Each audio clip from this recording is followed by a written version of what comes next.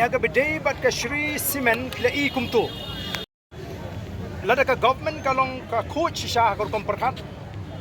Shwa bagan ai ka permission ki pelong ya kata ka public hearing ban skap ya ka jing snow jugi bobon. Mo bat ka jing pen snow. Teka ka kamram juga sarkar ban thau ya kita ka jing pen snow jong ki ba persya bat ki ba yasha. Bat ndai taman ang balabun ba persya ban su persya baik. Lani babun ba yasha ban su ai baik.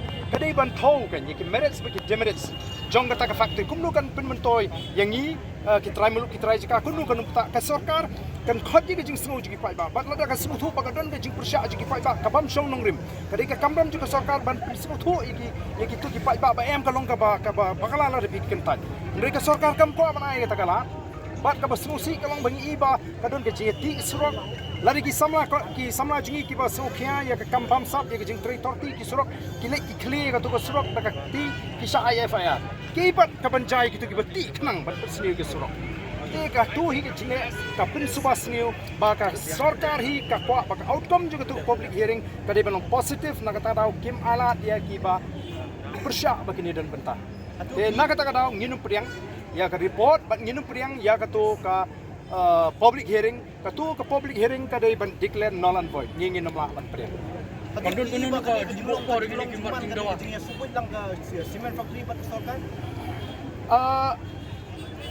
Wat uri pai baru uyu ikum ta ngangit baru ki ikum ta te pi ngingin numla ban trei kum trei ki pressure group ngidai ka responsible political party ngim semua don kam bangida ai ultimatum the government.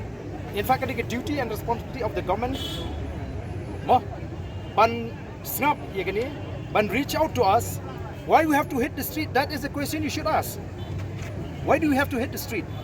Because repeatedly we have been denied.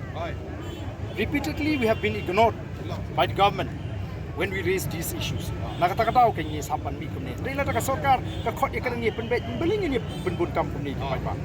So will you be taking up in assembly these issues? Definitely I have listed many issues to be taken up, but as you know, as you are aware of the fact, time is too limited inside the assembly, and it is the way they conduct the assembly is not encouraging, and it is not, I would say, acceptable to us because we have been even denied a chance to raise important issues on the floor of the house. So do you think this march the secretariat has been successful? Are you happy with that turnout? Yeah, I'm happy. The message has been conveyed. Yeah, I'm happy. Who can raise this much of crowd, spontaneously without spending a single paisa? You tell me. Should I not be happy?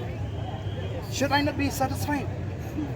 I mean, so do you think the message has been conveyed to the government? Especially on the working day, pardon? Do you think that the message has been conveyed? We believe it should convey, but if the government remains to be deaf, it's up to the government. So, before the assembly session, there are always a BAC meeting. Will you not take it up out there in the BAC meeting about limited time allotted? We don't have any member from our party in the BAC.